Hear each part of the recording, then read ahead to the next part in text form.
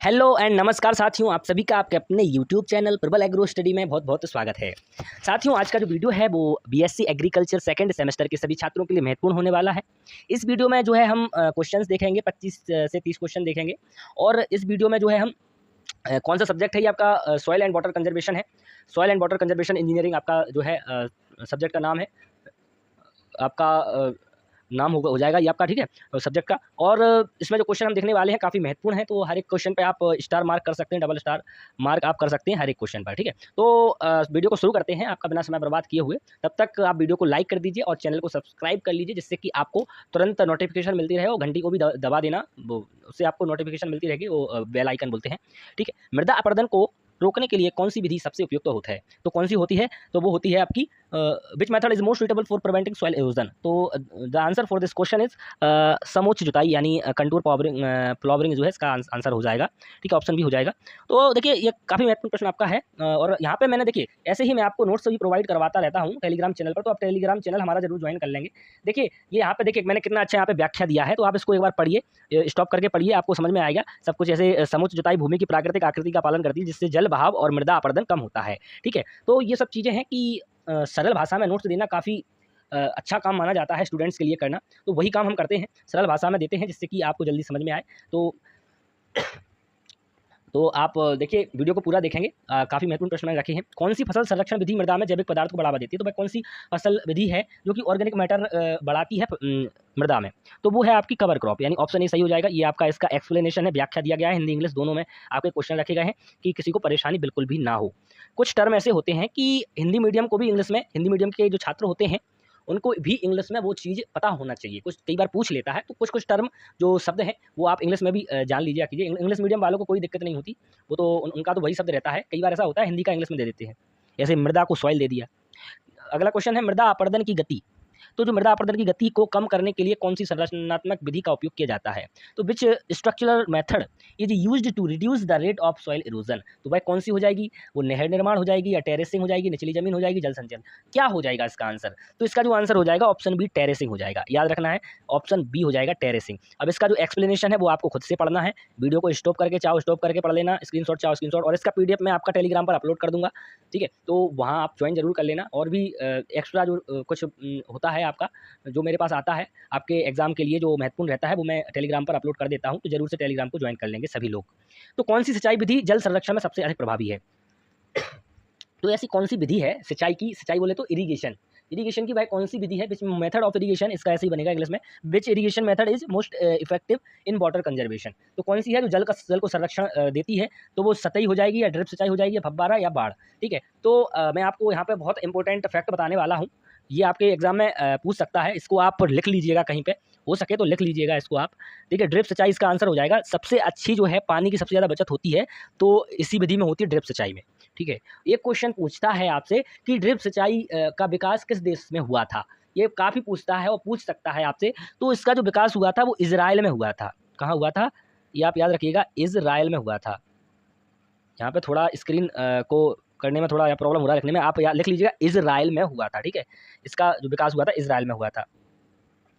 व्याख्या भी दी गई है, ड्रिप सिंचाई विधि पानी को सीधे जड़ों तक पहुंचाती है, जिससे बाष्पीकरण और बहाव के माध्यम से पानी की हानि कम होती है। और इससे जो ड्रिप सिंचाई है अन्य मेथड यानी जो सतही सिंचाई विधि है उसके अपेक्षा में, यानी इसके कंपैरिजन में, जो पहले नंबर पर दी गई है सरफेस इरिगेशन, इसके कंपैरिजन में ड्रिप सिंचाई में जो है आपकी 70% पानी की बचत होती है, ठीक है। अगर इसमें आपका 1000 लीटर पानी लगेगा सतही सिंचाई में, तो वहीं 70% की बचत हो जाएगी, तो 300 लीटर पानी में ही काम हो जाएगा ड्रिप सिंचाई में। इतनी पानी की बचत आपकी ड्रिप सिंचाई से होती है बस। लेकिन एक चीज़ और आपको याद रखनी है, बहुत महत्वपूर्ण है, आपसे पूछ सकता है कि ड्रिप सिंचाई का जो है जो कॉस्टली होता है, कॉस्टली बोले तो इसमें लागत बहुत ज़्यादा लगती है, इस कारण से यह भारत में ज़्यादा प्रचलित नहीं है। इसमें क्योंकि पाइपलाइन वगैरह बिछानी पड़ती है, तो उसकी लागत बहुत ज़्यादा होती है, और इसमें जो है ज़्यादातर मशीनीकरण होता है। वर्षा जल संचयन का मुख्य उद्देश्य क्या है, तो क्या उद्देश्य हो जाएगा वर्षा को संचयित करने का, main purpose of rain water harvesting. तो रेन वाटर हार्वेस्टिंग का जो है मेन पर्पज क्या हो जाएगा, तो वो हो जाएगा आपका reduce crop production, water increase water pollution, reduce catchment capacity, increase ground water levels, ठीक है। तो क्या हो जाएगा इसका आंसर, ऑप्शन ए हो जाएगा आपका भूजल स्तर को बढ़ाना। ये तो बहुत सरल क्वेश्चन है साथियों, कितना सरल है कि वर्षा का हम संचयन किस लिए करेंगे, वो आप जानते हैं, सब जानते हैं कि वर्षा का संचयन किस लिए करेंगे। तो भूजल के स्तर को बढ़ाने के लिए ग्राउंड लेवल का जो आपने कहते हैं ना कि ग्राउंड लेवल यहाँ का कम है, यहाँ का ज़्यादा है, वैसे ही बोल रहा हूँ मैं। तो इसका ग्राउंड लेवल बढ़ाना हो जाएगा। ये इसका आंसर दिया, एक्सप्लेनेशन आप बाद में पढ़ लेना, टेलीग्राम ज्वाइन कर लेना, वहीं आपको पीडीएफ दे दूँगा, तो बाद में आप पढ़ लेना। आपका कल एग्ज़ाम है। आज मैं रात में वीडियो, मुझे टाइम नहीं मिल रहा था, क्या बताऊँ, अभी थोड़ा आपका जो है टेलीग्राम ग्रुप पर थोड़ा जो क्वेश्चन देता हूँ, उनके लिए कल जो है 6th सेमेस्टर का जो एग्ज़ाम था, उसमें मैंने क्वेश्चंस बनाने में रात भर निकल गया। और खुशी की बात ये है कि उनका जो है पेपर बहुत अच्छा गया। बहुत टफ पेपर था, प्लांट पैथोलॉजी का ही भाग रहता है, डिसीज़ ऑफ फील्ड्स क्रॉप्स वाला वो था सब्जेक्ट। बहुत अच्छा उनका पेपर गया है, जितने भी लोग थे उस ग्रुप में। तो ठीक है, बाकी आपका ये क्वेश्चन कंटिन्यू करता हूँ।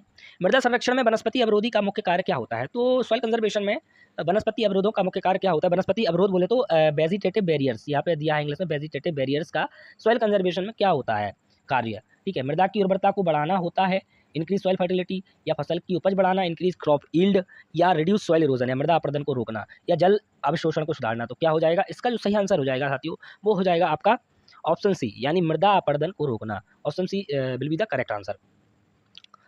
ये आपका दिया है, ये आप बाद में पढ़ लेंगे एक्सप्लेनेशन। इसमें देखिए काफ़ी समझ में आ जाएगा आपको कि जैसे वनस्पति अवरोध पानी के प्रभाव को धीमा करके और पौधों की जड़ों से मृदा को स्थिर करके मृदा अपरदन को कम करने में मदद करती है। अब आप ये पढ़ेंगे, अगर जो एक्सप्लेनेशन दिया है, यदि आप वैसे फैक्ट टाइप में पढ़ लेंगे, एक एक पॉइंट टाइप में, तो वो क्या आपको दिमाग में स्थिर याद नहीं रहती हैं। इसलिए मैंने ये आपको कुछ पॉइंट इसमें रखे हैं। इस पीडीएफ को आप जरूर डाउनलोड कर लेना वहाँ से, ठीक है। अब पार्ट 2 कैसे ही अपलोड करूँगा, कल आपका एग्जाम है, ऐसे पार्ट 2 का मैं आपसे बोलूँ भी कि पार्ट 2 जल्दी लाऊंगा, तो ये पार्ट फर्स्ट ही आप देख लो। बाकी टेलीग्राम चैनल सभी लोग ज्वाइन कर लेंगे, वहाँ पर भी आपका एक अलग ग्रुप मैंने सेकंड सेमेस्टर वालों का बनाया है, उसमें कि मैं आपको जो है नोट्स प्रोवाइड करवाता हूँ। उस ग्रुप को आपको कैसे ज्वाइन करना है वो सब आपको टेलीग्राम चैनल पर ही आपको जो है उसकी जानकारी मिल जाएगी। तो प्रबल एग्रो स्टडी का जो टेलीग्राम चैनल है उसका मैं लिंक दे दूंगा आपको, कमेंट में दे दूंगा और या डिस्क्रिप्शन बॉक्स में दे दूंगा, तो वहाँ से ज्वाइन कर लेना, आपको सारी जानकारी मिल जाएगी। तो वहाँ आपकी बेहतर तैयारी करवाई जा रही है, आपको नोट्स प्रोवाइड करवाए जा रहे हैं, सब कुछ आपको प्रोवाइड करवाया जा रहा है। मृदा में जल अवशोषण को सुधारने के लिए कौन सी विधि का उपयोग किया जाता है? तो जो है जल अवशोषण को सुधारने के लिए कौन सी विधि का उपयोग किया जाता है? तो मल्चिंग का प्रयोग करते हैं हम, ठीक है, या फसल चक्रीकरण क्रॉप रोटेशन, या समूह जुताई कंट्रोल प्लोविंग, या सब सॉइलिंग। तो देखिए मृदा में जल अवशोषण के लिए हम सब सॉइलिंग करते हैं। सब सॉइलिंग क्या होता है मैं आपको बता देता हूँ कि जो खेत होता है या मिट्टी होती है, मिट्टी की जो परतें होती हैं, तो कुछ परत नीचे जो है हार्ड हो जाती है मृदा, हार्ड बोले तो कठोर मृदा हो जाती है, जिससे कि उसमें इन्फिल्ट्रेशन नहीं होता है पानी का। इन्फिल्ट्रेशन बोले तो नीचे पानी रिस्क के नहीं पहुंच पाता है, ठीक है। तो उसी के लिए सबसॉइलिंग की जाती है, जिससे कि वो तो माउल्ड प्लग का प्रयोग करते हैं सबसॉइलिंग करने के लिए, माउल्ड प्लग का, ठीक है। तो वो क्या करता है, वो उस कठोर सतह को तोड़ देता है, कठोर सतह बन जाती है उसको तोड़ देता है वो, और आपका जो है आपका जो है मृदा में जल अवशोषण में सुधार हो जाता है।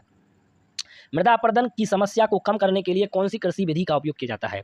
तो which agriculture practice is used to reduce the problem of soil erosion? Monoculture, cover फसल, रासायनिक उर्वरक, या खरपतवार नियंत्रण? तो जो है इसका आंसर बी हो जाएगा, कवर फसल यानी कवर क्रॉपिंग। एक्सप्लेनेशन है, cover cropping helps protect the soil surface reducing erosion and improvement, ठीक है। तो क्या है, कवर फसल मृदा की सतह को सुरक्षित रखने, अपरदन को कम करने और मृदा स्वास्थ्य में सुधार करने में मदद करती है, ठीक है। तो ऑप्शन बी कवर फसल हो जाएगा इसका आंसर, याद रखिएगा। बढ़ते अगले क्वेश्चन की तरफ बढ़ते हैं हम। देखिए ये वीडियो आपका बहुत महत्वपूर्ण है, मैं एक्सप्लेनेशन इसलिए दे रहा हूँ कि आपको माइंड में क्लियर रहे बिल्कुल हर एक चीज़। नालाबंदी का मुख्य उद्देश्य क्या है? What is the main purpose of गली प्लगिंग? तो जल संचयन, वाटर हार्वेस्टिंग, जल अपरदन को रोकना, प्रिवेंट सॉइल इरोजन हो जाएगा, या फसल की उपज बढ़ाना, इंक्रीज क्रॉप यील्ड हो जाएगा, या फिर जल ग्रहण क्षमता को बढ़ाना। ऑप्शन बी यहाँ पे दिया क्या है आप सभी के सामने, तो इसका जो आंसर हो जाएगा ऑप्शन बी ही हो जाएगा, यानी आपका मृदा अपरदन को रोकना, प्रिवेंट सॉइल इरोजन होता है, नालीबंदी करने का जो उद्देश्य होता है, ठीक है। एक्सप्लेनेशन दिया है, आप लोग पढ़ लेंगे, पढ़ना हो जिनको। कौन सी विधि ढलानों पर मृदा अपरदन को कम करने के लिए प्रभावी है? तो कौन सी विधि है? Which method is effective for reducing soil erosion on slopes, ठीक है। तो जल ग्रहण हो जाएगा, वाटर हार्वेस्टिंग हो जाएगा, या टेरेसिंग हो जाएगा, या रासायनिक उर्वरक हो जाएगा, या फसल चक्रीकरण या क्रॉप रोटेशन हो जाएगा। तो इसका जो सही आंसर हो जाएगा वो ऑप्शन बी टेरेसिंग हो जाएगा। तो वह कौन सी विधि है जिसमें ढलानों पर मृदा अपरदन को कम करने के लिए प्रभावी है? तो वो टेरेसिंग हो जाएगा। जैसे ढलान बोले तो जैसे ऐसे मान सकते हैं, ये कोई खेत है और ये ऐसे ऐसे ऐसे ऐसे ऐसे ऐसे ये खेत है, ढलान है, तो यहाँ पे हम टेरेसिंग कर देते हैं ऐसे, इसका जो है टेरेसिंग होता है, टेरेसिंग कर देते हैं मृदा को इधर से, तो क्या है मृदा बह के बाहर नहीं जाती है खेत से, तो वही होता है। तो ये ढलानों वाले या कंटूर या पर ही इनको अपनाया जाता है टेरेसिंग को। कंटूर क्षेत्रों में। वर्षा जल संचयन का क्या लाभ है? तो जो है आपका जल ग्रहण क्षमता को कम करना, या जल प्रदूषण बढ़ाना, या भूजल स्तर बढ़ाना, या फसल उत्पादन को कम करना। तो ये तो हो ही नहीं सकता फसल उत्पादन को कम करना, ये तो आपका नेगेटिव कमेंट दे दिया गया है कि किसी का लाभ, ये आपका लाभ है ही नहीं, फसल उत्पादन को से पहले ही काट दीजिए। ऐसे आप क्या क्वेश्चन से आप यहाँ पे लाभ पूछा गया है, ये आपको हानि दिया गया है, तो ऐसे आप क्वेश्चन से ऑप्शन को एलिमिनेट करना सीखिए।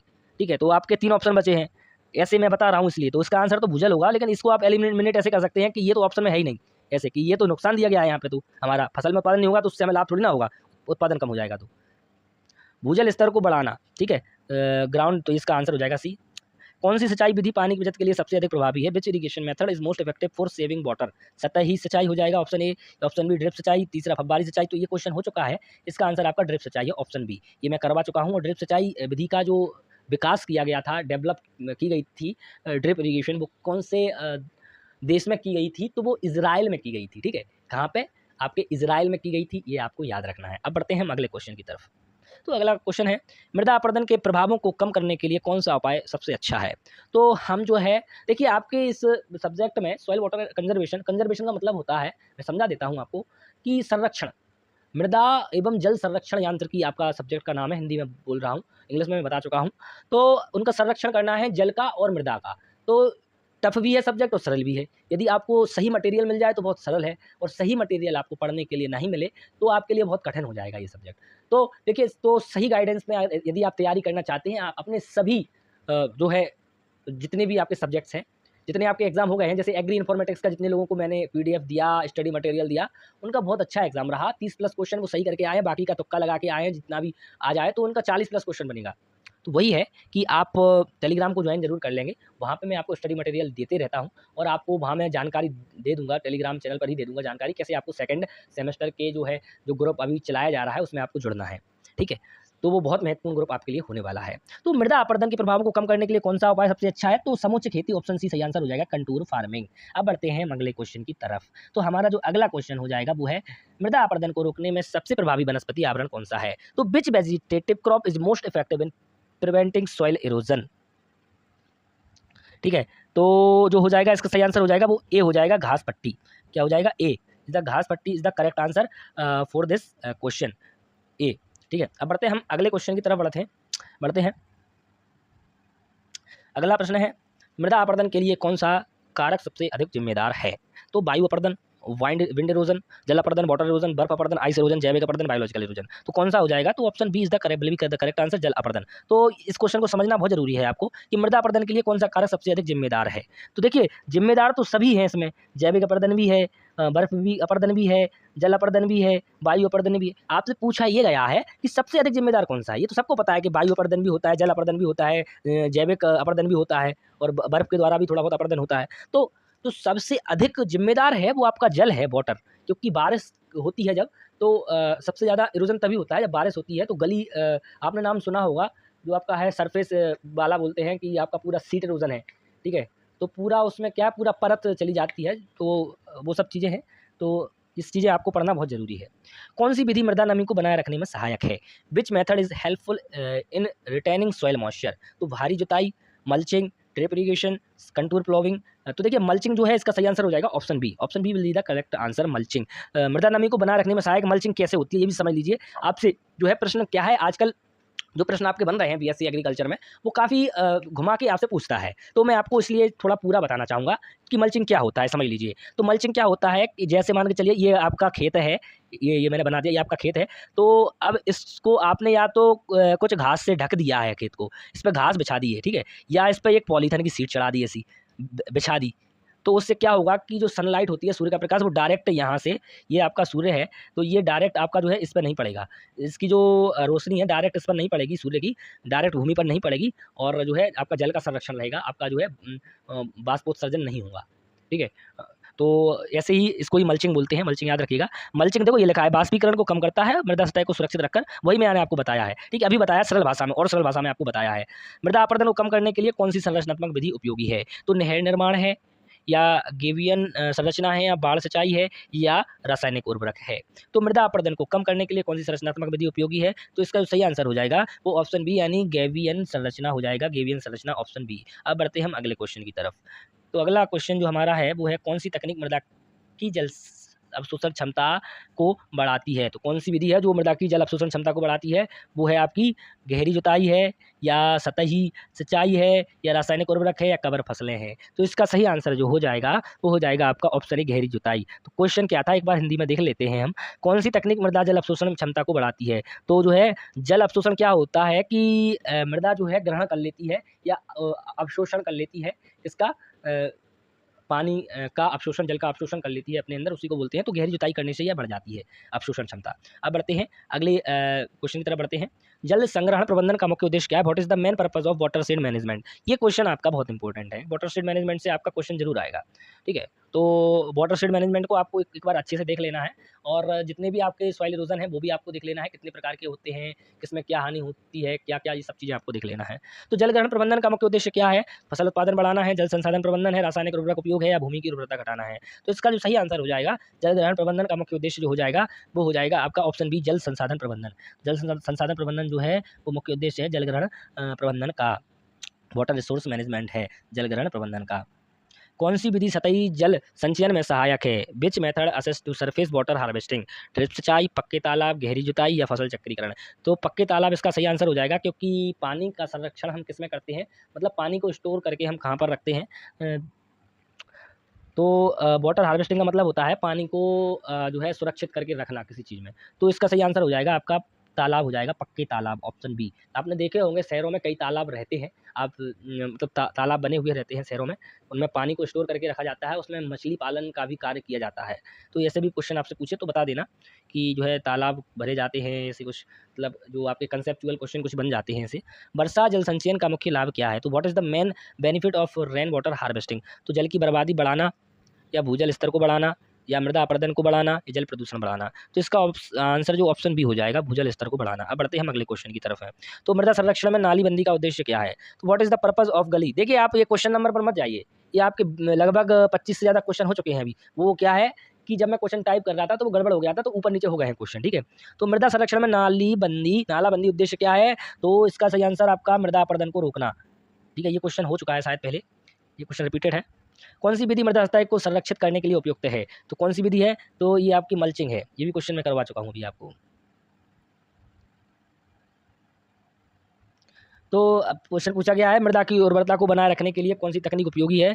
तो ये आपकी जो है वाटर हार्वेस्टिंग नहीं, आपकी जो है समोच्च हो जाएगी, टेरेसिंग, वाटर हार्वेस्टिंग। तो फसल चक्रीकरण जो है क्रॉप रोटेशन आपका सही आंसर हो जाएगा। बढ़ते अगले क्वेश्चन की तरफ। देखिए आपके क्वेश्चन सारे हो चुके हैं। ये आपके मोस्ट इम्पोर्टेंट लगभग कितने थे, मैंने लिख के रखे थे, लगभग 30 के समथिंग थे क्वेश्चन। यहाँ पे जो है लाइन से नहीं आया, वो बात अलग है। यहाँ पे जो है क्वेश्चंस का क्रम बिगड़ गया था। 30 से अधिक क्वेश्चन, 30 से अधिक नहीं, लगभग 30 क्वेश्चन ही हमने किए हैं इसमें मोस्ट इंपोर्टेंट। बाकी मैंने आपको बता दिया है कि टेलीग्राम चैनल आप लोग ज़रूर से ज्वाइन कर लेंगे, और जो लोग चैनल को सब्सक्राइब नहीं किए हैं तुरंत चैनल को सब्सक्राइब कर लेंगे और वीडियो को लाइक कर देंगे, और अपने सभी दोस्तों के साथ वीडियो को शेयर ज़रूर कर देना साथियों, क्योंकि मैं आपके लिए मेहनत करके ये वीडियो लाता हूँ, तो आपको इतना तो करना ही पड़ेगा, इतना तो आप कर ही दीजिए मेरे लिए कि इस वीडियो को अपने सभी दोस्तों के साथ शेयर कर दीजिए। धन्यवाद मित्रों।